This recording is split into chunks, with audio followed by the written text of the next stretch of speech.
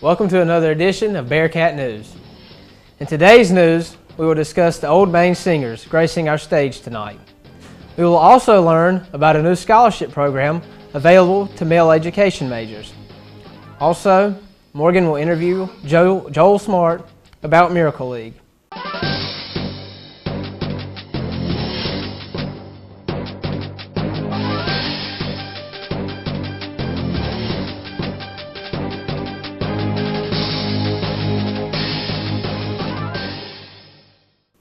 Hello, and thank you for joining us for another edition of Bearcat News. I'm Mason Motes. And I'm Morgan Wingler. With the school year coming to an end, students will have the opportunity to earn FALS credit. Here's Mason Motes with more on the story. Tonight, Lander University's music department presents Old Main Singers. There will be free admission and the event is FALS approved. The show will take place 8 p.m. in the Lander University Auditorium. Hope to see you there. So, it's going to be a good concert, Morgan. What do you think? I think it's going to be I'm nice. excited. I'm getting my FALS. I have one more FALS credit to get. I'm excited about it. That's pretty good. Calling all male education majors, there's a new scholarship opportunity. The Call Me Mr. program, we go to Katrina Moore with more. If you're a male education major looking for money for school, the Call Me Mr. program might be for you. Here's more information on the program. Call Me Mr. program is a scholarship program that allows African American males the chance to become teachers through financial assistance. Requirements are, number one, for you to be a male, and number two, for you to be African American male, and for you also to want to be either a primary, early, Montessori, high school, or a related arts teacher of the program. But those that do, you simply have to be an education major. You have to apply for the program. You have to go through an interview process where you meet the people in the department and the people from Call Me Mr. program in Clemson. And after they accept you, you will get a chance to get $8,000 scholarship, $4,000 for first semester, $4,000 for the second semester, and you can use that to buy books or whatever you need towards the school.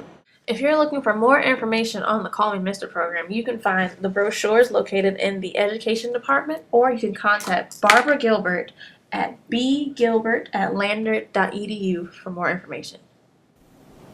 Thank you, Katrina. You think you'll take advantage of that, Mason? Oh no, I'm getting out of here too, so yeah. That is a great opportunity Sadly, then. but true, yeah. Now we go to Morgan Wingler for our interview with Joel Smart to learn more about the Miracle League. Today I'm sitting down with Joel Smart, the lead employment specialist of the Burton Center and employment coordinator for the Miracle League. Mr. Joel, tell us a little bit about the Miracle League. Well, the Miracle League is a national organization all over the country, and we were the third in the state of South Carolina to build a ball field for children with disabilities and special needs. Most kids in the school system in the state of South Carolina are not allowed to participate in the sports in their school system, so we wanted them to have the ability and the opportunity to play baseball. So we built a special field. This is our 7th year, and we have a great time. How can Lander University students get more involved with the Miracle League? Well, that's pretty easy because I'm usually over here a lot harassing and wrangling up my Lander volunteers. You guys have been very supportive and great for the Greenwood Miracle League. But the easiest way to do it is to contact me on our Facebook page, Greenwood Miracle League, and send me a message, and I will be glad to organize something, set up something for groups. Or you can just show up on a Saturday morning about 9:30. I will sign you up, pair you up with a kid, and we have a lot of fun. When and where do these games usually take place? At the Burton Center here in Greenwood, right next to the Lander Equestrian Center, we built a special ball field that's created especially for children with disability and special needs. We can accommodate wheelchairs, walkers, all those kind of, whatever issue the child might have. So you show up, we will pair you up, and we will make sure that you become we call you buddies. So you'll help the children run around the bases. You might push their walker or wheelchair around. You might hold their hand around the bases, catch the ball, help them bat, whatever they need. You become their buddy for the day. And how long do these games usually last? The games start at 9 o'clock. The games start at 10 o'clock. And we usually do 2 games. We have 4 teams. And so at that point, the games will usually over by 12 o'clock. Thank you, Mr. Smart. And now, Mason, back to you. And here's our 5-day forecast. Today, there's a high of 75 and a low of 48. Friday, there's a high of 78, low of 52. Saturday will be sunny with a high of 80. Sunday will also be sunny with a high of 79 and a low of 56. Monday, it will be cloudy with a high of 74 and a low of 57. Back to you, Mason. Now we go to Michael Panaggio with sports. Thanks, Mason. Now here's your sports update from this past Tuesday. Tuesday night was the final meeting of the regular season between the Brooklyn Nets and the Miami Heat. Former Heat great Alonzo Mourning was honored before the game after being invited to the Basketball Hall of Fame. The Heat were without Dwayne Wade, and Brooklyn was out the big-ticket Kevin Garnett. Early on, Mason Plumlee, Garnett's replacement, with a nice setup to Sean Livingston, who throws it down emphatically early on for the visiting Nets.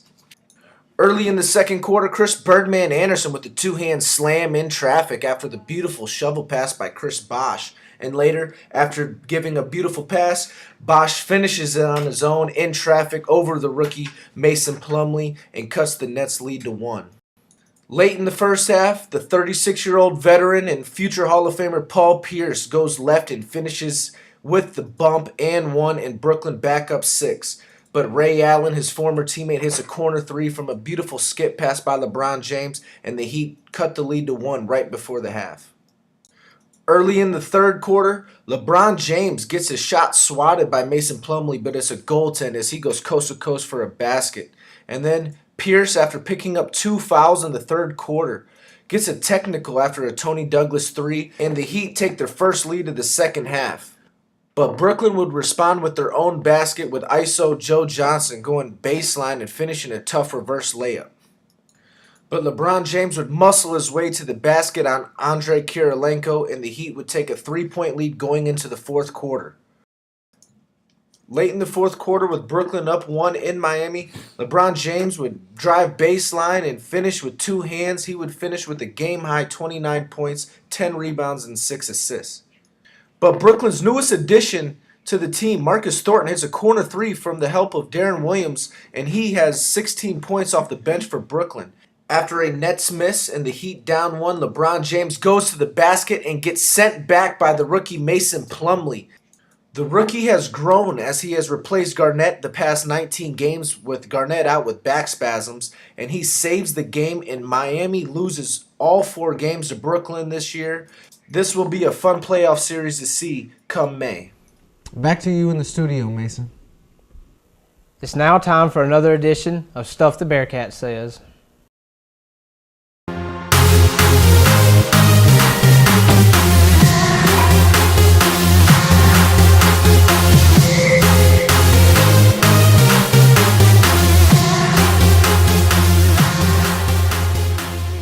You know what happened today? What? Had a girl in my class. Yeah. Asked how many states there were. She was like, 52. But on one hand, I kind of wanted to laugh. On the other hand, she got in the same university as I did. And that really pisses me off. Oh. Well? Man, I need to be 2 people sometimes. I have to say it. I'm really getting tired of my Sunday newspapers being taken out of the Lander box. Thank you for joining us on Bearcat News. I'm Morgan Wingler. And I'm Mason Motes. Have a great day.